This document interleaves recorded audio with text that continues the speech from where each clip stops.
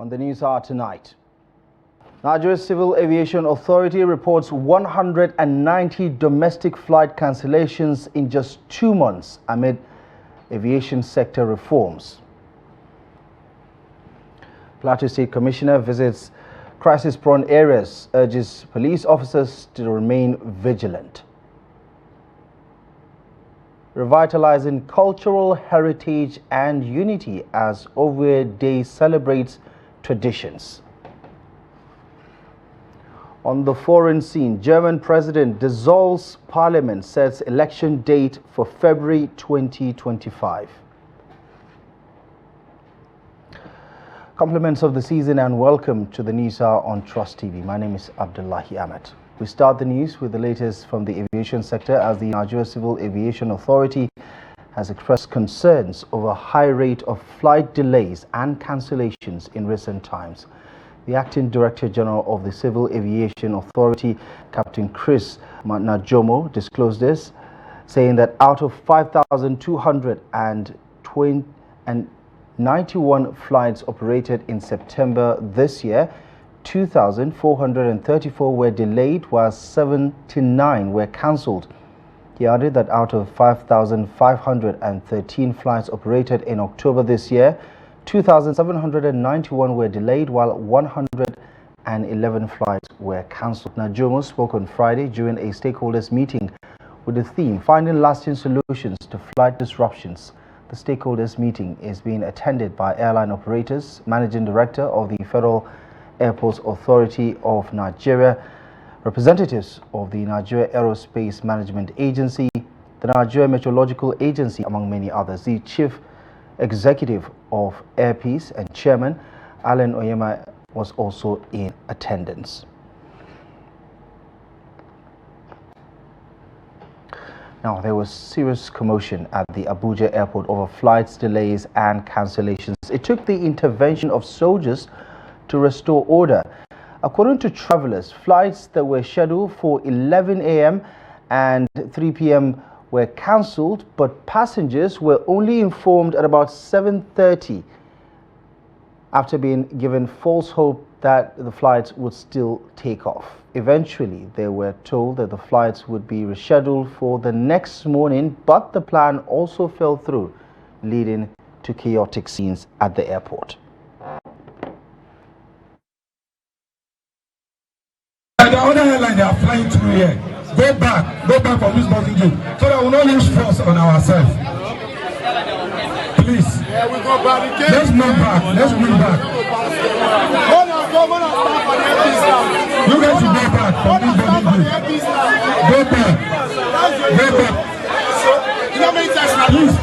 move back from the boarding gate, please. Move back from the boarding gate. All of you to move out of the boarding gate, please. Move back.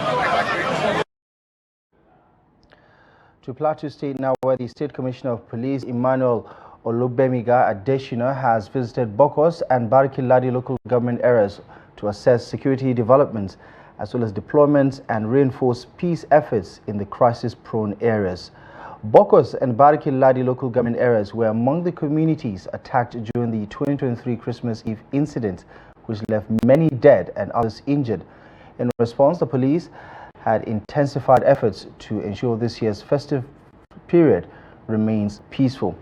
The Commissioner inspected officers deployed to the areas, providing strategic directives to improve community patrols as well as security protocols. He also met with residents in the area as well as key stakeholders while emphasizing collaboration to help maintain law and order. That is the reason why we are stepping up security of this area by bringing more and more men to support what the military are doing on ground. And collectively, we are not going to allow that.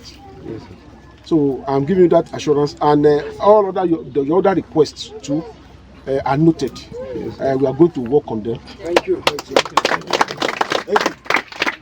To make sure that our people in this community are secured. Yes. That you too, you have your own responsibility. Yes. We have to work together. Yes, so that you will not leave it to the security men alone. Yes. Everybody must be vigilant. Yes. That is just my message. And I welcome the chairman because he has been doing well.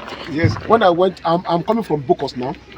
And I appreciate the effort of the chairman too there was well appreciated, because they have been supporting security and they don't want anything to happen to their people. The same thing the chairman here. To other security matters, the National Security Advisor Malam Nuhu Ribadu has denied terrorism allegations by Niger's military leader General Abdurrahman Chiani against Nigeria. In an interview with BBC Hausa, Ribadu described the claims as baseless. Ribadu rejected the allegations, challenging journalists and the public to verify the claims. He urged Niger's leaders to address their grievances with France without dragging Nigeria into their disputes, adding that Nigeria prioritizes regional unity and cooperation over foreign interference. Ribadu's stance comes after the federal government and the Economic Community of West African States also released statements on the allegations. In a statement on Thursday, the Minister of Information and National Orientation, Muhammad Idris, says the allegations could exist only in the realm of imagination. In the same vein, on Friday, ECOWAS described the allegations against Nigeria and other member states of the bloc by Niger Republic as unfounded, saying it is solidly behind its members. ECOWAS then called on all states in the region to promote dialogue and stability, as well as refrain from making accusations that are not supported by evidence. Abun ya zo mana muma da tada hankali da mamaki da mai girma shugaban Nigeria fada. These disturbing allegations coming from the Nigerian leader are baseless. Nigeria will never betray Niger, and it will never allow any bad thing to happen to Niger Republic. Nigeria is not in conflict with any nation. We live in peace with Cameroon, Chad, and Benin. How can we have a problem with the Niger Republic?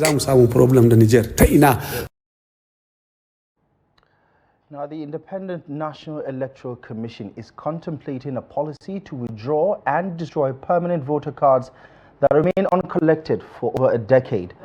This recommendation was among 208 proposals arising from the Commission's review of the 2023 general elections. The move stemmed from the persistent issue of unclaimed permanent voter cards, with over 6 million cards still uncollected as of the 2023 elections, including many issued as far back as 2015. Stakeholders in the post-election review recommended that INEC address the backlog of uncollected PVCs by implementing a policy to withdraw PVCs that remain uncollected for extended periods of time, starting with cards issued back in 2015. The rationale is that the cards are unlikely to be claimed and their retention clogs the voter management system. Residents of Murangtang in the Bununu community of Tafa Balewa local government area of Bauchi State have reaffirmed their commitment to sustaining water, sanitation and hygiene practices within their locality. This pledge was made during an engagement meeting with WASH committee members and village heads in the area. TrustTv's Adamu Imam has more.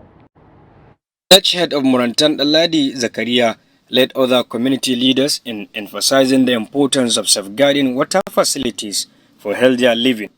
He assured participants of his commitment to ensuring the proper use and maintenance of these facilities for the benefit of all.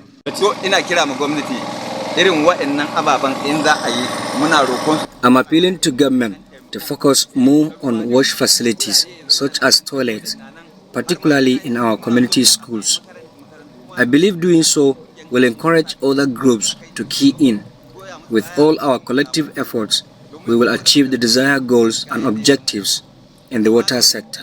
Community members also expressed their resolve to protect and utilize the water facility responsibly, highlighting its values in enhancing the quality of life in Murantan and neighboring areas.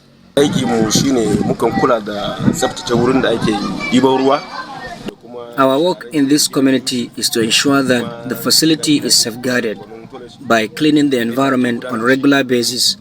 We inspect houses and making sure that people adhere strictly to hygiene practice to the best they can. In fact, there is improvement on the water sanitation in our community now. We are drinking water direct from boreholes. Our challenges now, we have realized that contribution among us to maintain this water facility is the best way to go, because we have to do something first. We equally approached a mechanic, of which facility he listed some items that we need for proper maintenance, and we agreed to render our support. In a symbolic gesture, 30 boreholes were handed over to various communities. The WASH committee reiterated the importance of maintaining hygiene by washing hands regularly, keeping toilet clean, and covering water storage pots to ensure public health. Through their collective effort, the people of Morantan are setting an example in fostering sustainable water and hygiene practices that promise a healthier future for all. Adam Imam, Trust TV News, Bauchi.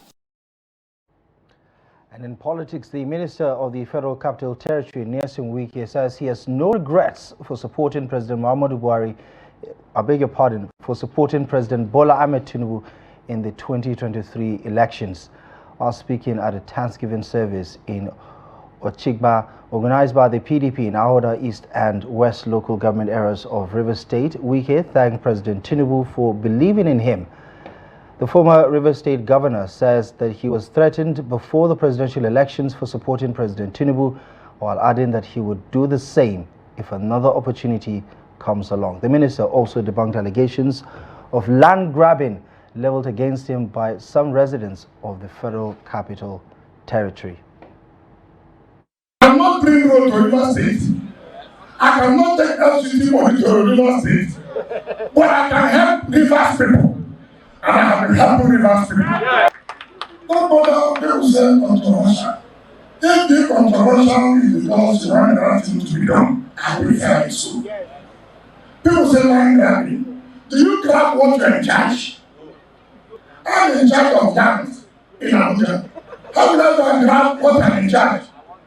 Those who are grabbing land, whom I'm dealing with, people think that because yesterday nobody was able to implement rules,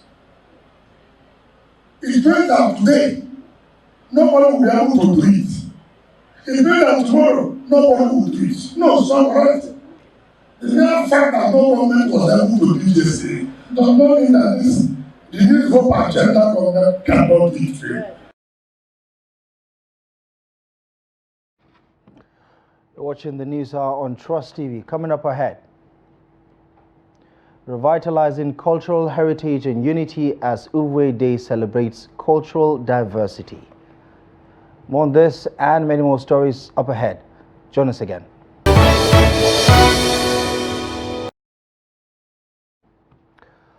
Welcome back to the news. Let's take another look at our top stories. The NCAA reports that 190 domestic flight cancellations have been recorded in 2 months amid aviation sector reforms. Plateau State Police Commissioner visits crisis-prone areas, urges officers to remain vigilant. Gunmen have killed a Catholic priest, Reverend Father Tobias Okonkwo, in Anambra State. Okonkwo, a priest of the Catholic Diocese of Nnewi, was shot dead on Thursday by gunmen along Onitsha-Owerri Expressway. This was disclosed in a letter dated December 27, 2024 by the Diocesan Secretariat in Nnewi and signed by the Chancellor Nnewi Diocese, Reverend Father Raphael Ozegu.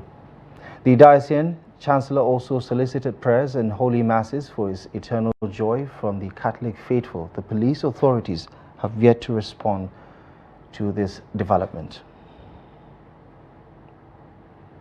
Troops of the 1st Brigade in the 2nd Joint Task Force Northwest Operation Fansanyama have killed a notorious terrorist kingpin in Zamfara State. Alhaji Maoli was killed alongside other suspected terrorists on Thursday. The coordinator, Joint Media Coordination Center, Operation Fansanyama, Lieutenant Colonel Abubakar Abdullahi, says the operation leading to the killing of Alhaji Mauli and others took place in Maisheka village close to Kunching Kalgo town, which is one of the local communities that have suffered under Mauli's reign of terror. In a statement on Friday, Abdullahi says Mauli is renowned for always imposing illegal levies on residents of Ongworogo, Maisheka, Magazawa and others surrounding areas of Bilbis in Safe local government area of Zamfara state. According to him, Mauli's death has brought relief and excitement to locals in Bilbis general area. He also says the operation followed an intelligence report about the activities of terrorists on motorcycles operating in the Bilbis axis of Bilbis district in Safi local government area of Zamfara state. In the wake of this development, Abubakar Abdullahi says Operation Fansanyama remains resolute in its mandate to pursue and neutralize all remaining terrorists and their collaborators across the Joint Task Force Theater of Operation. Zamfara is one of the states in the country battling terrorism and banditry, leading to scores of deaths and destruction of several communities. Elsewhere, troops of the 6th Brigade of the Nigerian Army, Sector 3 Operation Wall Struck, have arrested a suspected Boko Haram terrorist in the Garbachedi community of Bali local government area of Taraba State. The suspect, identified as Nure Yakubu, was arrested while acting on incredible intelligence. Investigations reveal that Yakubu, a food vendor, was involved in harboring Boko Haram terrorists deployed to Taraba State for terrorist activities. A statement by Captain Olubo Dunde Oni, who is the acting assistant director of 6th Brigade of the Nigerian Army Public Relations, says further findings linked him and his gang to the kidnapping of a businessman, Arinze, and the son of Alhaji Ibrahim some time ago in the Garbatau community of Bali local government area. Meanwhile, following the unfortunate kidnapping of a district head in the area within the Jalingo local government area and his subsequent release after ransom payment, troops intensified intelligence-driven operations to crack down and apprehend the perpetrators.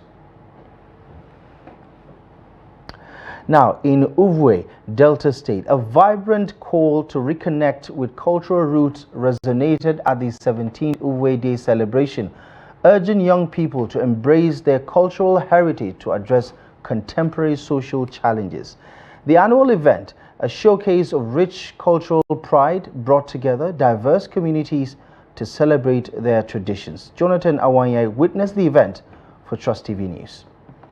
Indigenous of Yoruba, Hausa, Igbo, Igala, Isha, Urobo, Tiv, Ijaw, and Ishekiri communities in Ouya Kingdom gather to showcase their rich cultural heritages at the 17th Ouya Day Celebration. Residents expressed concern over the increasing disconnect between young people and their cultural identities, which they believe has contributed to the erosion of values and a rise in social issues. Culture is central to a people, and the moment you allow culture die, then the people, as it were, are also dying slowly. That is why what you are seeing today is a way of upholding the culture of the Ouya people. We have been participating in this program for almost 15 years ago now. So anywhere we are on 26 December, all of us will have to come and embrace this occasion. So the Royal Majesty Manuel Videso Abe, he takes us as his children. So that any day of 26 December, all of us will have to come and embrace it. So we are happy and we are enjoying, we are celebrating. If you look, this is our cultural dance, they are here. Storm and traditions, they are not deities or whatever that people misconstrue. And so Christians, Muslims, whatever religion, these are things that people originally have been doing, and it has a way of bringing the people together. Participants, community leaders underscored the importance of reconnecting with traditions to instill a sense of belonging and resilience among the youth. By the time we start adopting our culture and passing our values to our children, they will understand the importance of respecting elders, they will understand the importance of hard work, they will understand the importance of the sanctity of life. And if we don't teach our children what to do, they will not know. So we are trying, Ouya Day is trying to bring out those cultures, those morals that we don't have, that are dying out. So gradually it will come there, we will get there. His Royal Majesty Dr. Emmanuel E. Sideso, the Ovie of Ouya Kingdom, emphasized the critical role of parents and elders in imparting cultural knowledge to younger generations, advocating for a balance between tradition and modernity. The cultural heritage, two intangible and intangible elements of our cultural identity, including the historic rulings, women's traditions, languages, music, and culture. Cultural heritage is to give them the course down. It defines our identity and gives a sense of belonging. By fostering a deeper understanding of cultural heritage, participants believe the youth can better navigate the complexities of today's world while preserving their identity.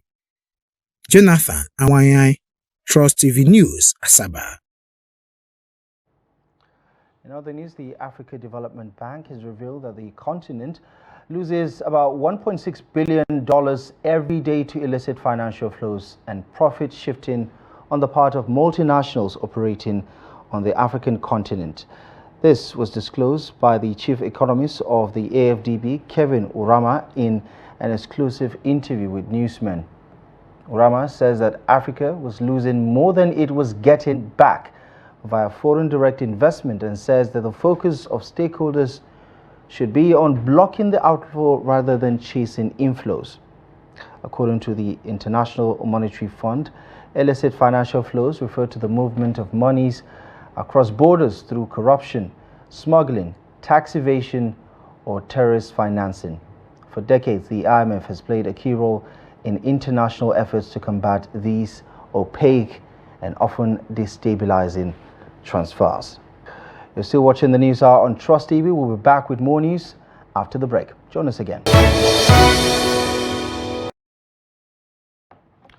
Welcome back to the news. Let's bring you up to speed with developments on the international scene. German President Frank-Walter Steinmeier has dissolved Parliament on Friday and confirmed that the expected date of the next election will be February 23rd, 2025 for the early general election prompted by the collapse of Olaf Scholz's government last month. Scholz's coalition was brought down by internal fights over how to revive Europe's largest economy, but a deadly car ramming attack at a Christmas market last week has renewed the country's heated debates over security and immigration. Confirming the date for the election, Steinmeier emphasized a need for political stability and appealed for the campaigns to be conducted with respect and decency. In South Korea, lawmakers have impeached the acting president on Friday as the country struggled to shake off political turmoil sparked by his predecessor's martial law declaration that shocked the world. Han Duck-soo took over as acting president from President Yoon Suk, who was suspended following a parliamentary vote over his move to impose martial law on December 3rd. However, opposition MPs demanded Han, who is also Prime Minister, be removed from office as well, arguing that he had refused demands to complete Yoon's impeachment process and to bring him to justice. Counting for the impeachment was delayed as ruling People's Power Party lawmakers protested in Parliament after Wu said only a simple majority was needed in the 300-member Parliament to proceed with the impeachment. PPP lawmakers began chanting angrily and many rushed towards Wu, demanding that he resigns. They did not take part in the vote. It became the second impeachment of a South Korean head of state in just 2 weeks, adding to the turmoil of the country's dynamic political landscape. The Azerbaijan Airlines plane that crashed in Kazakhstan this week suffered a physical external interference, according to the airlines and Azerbaijan's Transport Ministry on Friday. Preliminary findings from the investigation have fueled speculations that the aircraft was struck by a Russian air defense system. The jet crashed near the Kazakh city of Aktau on Wednesday, killing 38 people of the 67 passengers on board. The incident occurred after the plane attempted to land in the Russian city of Grozny, but diverted far off course over the Caspian Sea. Russia's aviation chief revealed on Friday that Grozny was under attack by Ukrainian drones when the plane tried to land, but the Kremlin has refrained from commenting on claims that Russian air defense missiles accidentally shot down the aircraft.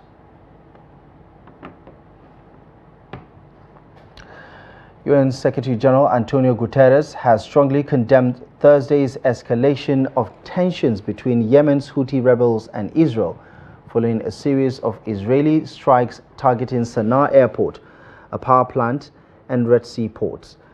During her press briefing, Stephanie Tremblay, associate spokesperson for the United Nations Secretary General, says the airstrikes are reported to have caused numerous casualties, including at least 3 people being killed and dozens of others injured. A UN humanitarian service crew member was also injured when the airport was hit. A high-level UN delegation led by World Health Organization Director General Tedros was at the airport at the time of the airstrikes. The Houthis confirmed that 6 people were killed in the attack, including 4 at the Sana'a airport. The Secretary General condemns the escalation between Yemen and Israel. The airstrikes reportedly resulted in numerous casualties, including at least 3 people killed and dozens more injured. A United Nations humanitarian air service crew member was also injured when the airport was hit. A high-level delegation by the UN, headed by the World Health Organization Director General Dr Tedros, was at the airport when the strikes occurred.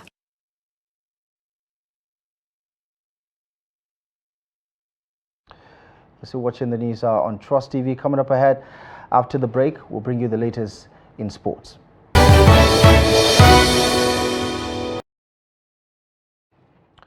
Welcome back. As the festive period comes to an end, clubs across the world will be preparing for the upcoming January transfer window. However, they may want to act cautiously with their businesses after a new study revealed that the top transfer value collapsed in 2024, including one Arsenal star. Premier League clubs splashed £1.75 billion in the summer, and league such as the Saudi Pro League also spent lucratively, though not all those deals paid off.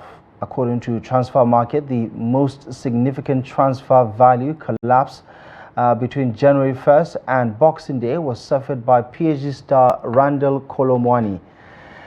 The French star joined the side in a $76.4 million deal from Eintracht Frankfurt in last year's summer transfer window, but his value has now fallen by £33 million. The forward has scored just 11 goals from 53 appearances for PSG this season and has just 2 goals from his opening 10 League One matches. After Kolo Muani, on the list are Victor Osimhen and Leroy Sané, who have both suffered a £29 million decrease in their transfer value. The Black Galaxies of Ghana will hit Ouya on Friday for their 2024 African Nation Championship qualifier game against Nigeria. The second leg encounter will hold at the Gospel Apabio International Stadium on Saturday. 26 players, technical crew members and officials of the Ghana Football Association are set to make the trip. According to the information available On the official X account of the Nigeria Football Federation, the Black Galaxies will fly into Port Harcourt on a chartered aircraft. The contingent is set to then connect to Uyo by road after completing immigration formalities in Port Harcourt. They will have a feel of the Gospel Apabio Stadium later after they arrive. Didi Damani's side were held to a goalless draw by the perennial rivals, the Eagles of Nigeria, in the first leg encounter. The 2024 Globe Soccer Awards celebrated football's finest talents on a grand stage, with Real Madrid star Vinicius Jr. winning the prestigious Best Men's Player Award. The Brazilian forward also claimed the Best Forward accolade, for marking the culmination of an impressive year for him. Jude Bellingham, another standout performer, secured dual honors by winning both the Best Midfielder Award and the Maradona Award, further establishing himself among football's elite. The event also recognized Neymar Jr. with the Player Career Award, celebrating his remarkable contributions to the sport. Meanwhile, young sensation Lamine Yamal was named Best Emerging Talent, signaling a bright future for the Barcelona prodigy. Cristiano Ronaldo continued to make history, being honored as the top goal scorer of all time. The Portuguese legend expressed gratitude for the recognition, solidifying his status as one of the greatest players in football history. Yeah, I really love the way they do their career. Bellingham, Lamine now, this young generation, Vinicius, that they do a fantastic job, and in my opinion, he deserved to win the Golden Ball. It was unfair, in my opinion, I say here in front of everybody. They give to Rodrigo, he deserved to, but I think they should give to Vinicius because he won the Champions League, they scored in a final goal. The other issues for me is not important. When you deserve, you should give who deserve. But you know, these galas, they always do the same thing. This is why I love Globe Soccer and continue to do it these galas, because you do it honest awards. So this is very good. Right. Barcelona have been dealt a blow in their hopes of registering Dani Olmo and Pau Victor in their squad for the second half of the 2024-2025 season in La Liga, with the club's court appeal for precautionary registration measure rejected. According to The Athletic, the club's appeal for the two players' registration was rejected by the Commercial Court of Barcelona on Friday, meaning neither player is currently registered to play from January 1st. La Liga approved the registration of Olmo and Victor for the first half of the season only, giving Barcelona a temporary permit to use the players while they kept looking for fresh revenue streams before January. Their 4-month allowance will expire on December 31st, and major changes are yet to happen. Barcelona have now filed a new appeal to the Juzgado de Primera Instancia, the magistrate court, which will be heard on December 30th, one day before the Tuesday deadline. Let's bring you more sports update with Emmanuel Fashemi.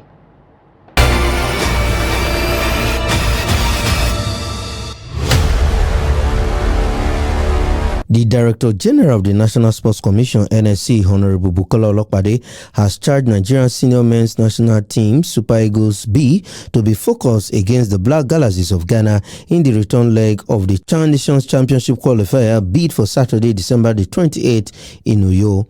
Olokpade highlighted the importance of capitalizing on home advantage and advised the players to remain disciplined, determined, and tactical throughout the match. The first leg of the qualifier ended in a barren draw in Ghana, leaving everything to play for in Uyo. The winner of the clash will secure a ticket to the 8th African Nations Championship to be staged in Kenya, Uganda, and Tanzania. The organizers of the Nigerian Premier Football League (NPFL) has officially confirmed a change in schedule for the March Day 19 fixture between Lobby Stars and Heartland FC of Owerri.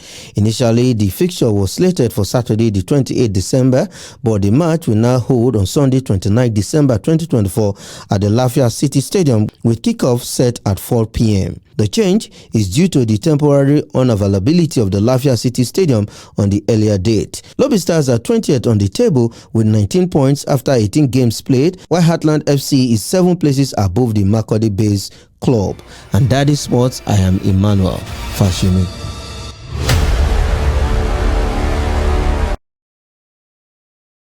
And just before we wrap things up, here's a kicker for you. An e-mobility company in Ghana's WAHO Mobility is working to change how vehicles impact the climate and on growing job opportunities for young Ghanaians.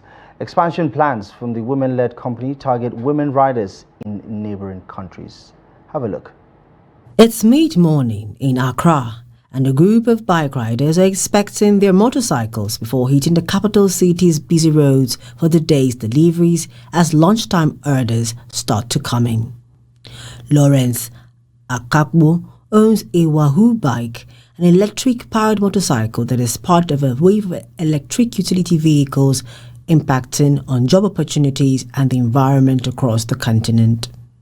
I happened to find Wahoo 3 to 6 months ago, and actually I was at home and I saw one of the old riders riding the Wahoo electric bike, and which was so beautiful and so fun. I charge my battery, let's say once a day. That's the 2 pairs once a day. But in a case where I use the bike for a longer journey, let's say, or more deliveries, based on the speed, it's just like buying petrol. If the bike consumes more battery, that means you are overriding it or you are overspeeding. So it will also drain the battery at a faster rate. Akakbo, like the other 150 Wahoo riders, owes his livelihood to the vision of Valerie Leby, co-founder and CEO of WAHO Mobility.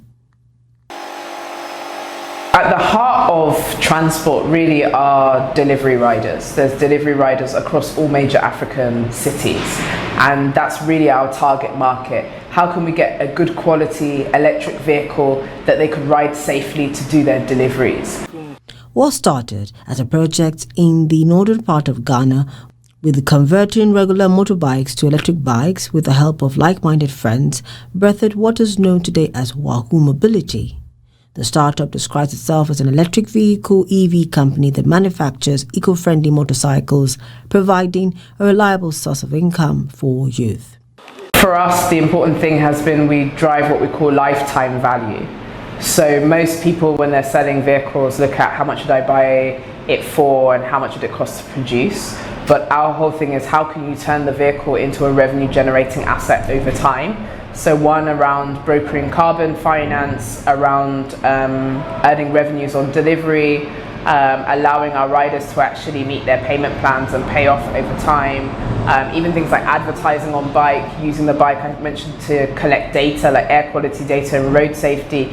Using the bike as a tool is what really drives us to be able to monetize. Track Adutwum Herger Adutumwa, an engineer at WAHO Mobility, originally trained in marine engineering. Her curiosity led her to WAHO, where she oversees quality checks and bike assembly. Despite joining the company just 6 months ago, she's already made a significant impact. A right-to-own initiative is one part of the startup's mission. Different payment plans are available to meet the pockets of would-be drivers, taking away the worry of interested riders who cannot afford to pay upfront. And with that, we wrap up our offering for you on the news hour tonight. Thank you most kindly for joining us. Feel free to follow us across our social media platforms to stay in touch and to find more content. Visit our website, TrustTv.com, for the latest news, programs and documentaries. From the rest of the team, my name is Abdullahi Ahmed. Thank you for your time and company. Good night.